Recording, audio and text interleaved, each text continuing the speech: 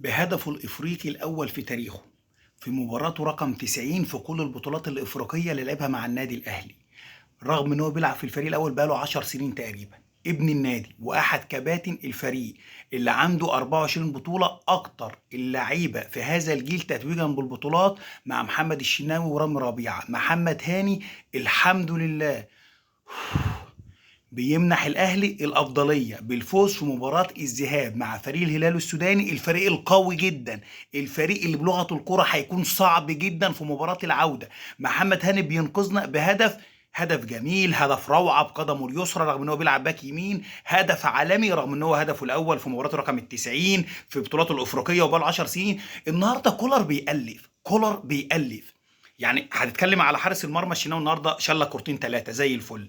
هتتكلم بقى على محمد هاني نجم المباراه بسبب الهدف اللي جابه، هتتكلم على داري، هتتكلم على ربيع، هتتكلم على يحيى عطيه الله، الاربعه زي الفل تمام مفيش اي مشاكل. اكرم النهارده ومروان عطيه بيلعبوا مباراه محترمه جدا، الاثنين حلوين قوي في نص الملعب. حلو. تعالى بقى على الرباعي اللي قدام، انت بسم الله ما شاء الله معاك اربعه 20 على 10 بس موظفهم غلط. بن شرقي لما بيلعب في الجنب الشمال وينج شمال بيكسر الدنيا، بيسجل وبيصنع ومفوزك في اخر 3 ماتشات. الراجل عامل شغل عالمي. ليه بنشغل دي غلط؟ هو عدلته وينج شمال، هي عدلته كده، بيكسر ويرقص ويشوط ويباص ويصنع اهداف وبيكسر الدنيا. ليه اجيبه يمين اخسره يمين وشمال؟ دي نقطه. امام عاشور العب جماعي يا عم امام. يا عم امام ضربه الجزاء بتاعت بيراميدز اللي في العارضه لغايه دلوقتي بترن في دماغي، رنتها في العارضه قسما بالله لغايه النهارده بقول يا رب يا رب ما تكون هي سبب في ضياع الدوري. تمام. مباراة الزمالك اللي تعادلنا فيها في الدور الأول ومحمد الشناوي لما فرد إيده ولمها، يا عم شيل، أقسم بالله الأهلي بيضيع من إيده مباريات سهلة جدا بسبب رعونة اللعيبة في بعض المباريات وكولر في بعض المباريات الأخرى.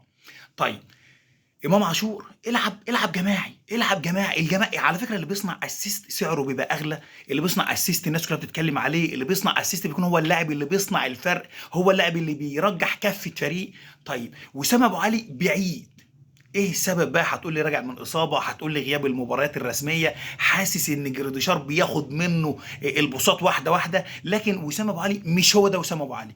جريديشار انت بتلعبه وينج شمال ازاي يا عم؟ ده راجل راس حربه وشغال زي الفل وبيتحرك. خد بالك اللامركزيه اللي كانت بين الاربعه النهارده مفيش ترابط نهائي. الاربعه رغم ان احنا ضيعنا فرص بس الاربعه النهارده مش احسن حاجه. حسين الشحات لما بيلعب مع قفشه ماشي، وتلعب بن شرقي وتلعب وسام ابو علي راس حربه صريح او تلعب بن راس حربه صريح بيبقى الدنيا واضحه.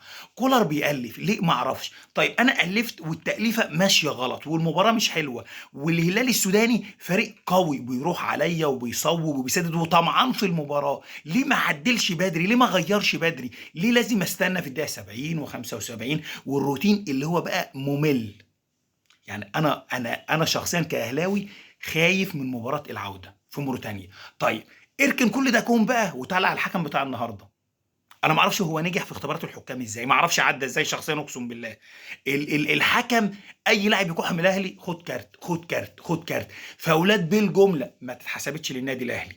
تمام. حتى الانذار الاخير بتاع عمر كمال اللي في الوقت الضايع، يا عم انا مش عارف هو بيديله انذار على ايه بصراحه، انذارات مجانيه ماشي. طيب انت حاسب له 6 دقايق بتلعب ل 10. يا عم ده ما فيهمش ولا هدف ولا فيهم حاجه ولا محتاجه. انا ما اعرفش الحكام، هل هنا بريده يعني قاصد التحكيم بقى في الاهلي سواء في المسابقات المحليه او الافريقيه؟ ما هو واصل سواء في المكتب التنفيذي في الاتحاد الافريقي او المكتب التنفيذي في الاتحاد الدولي في الفيفا.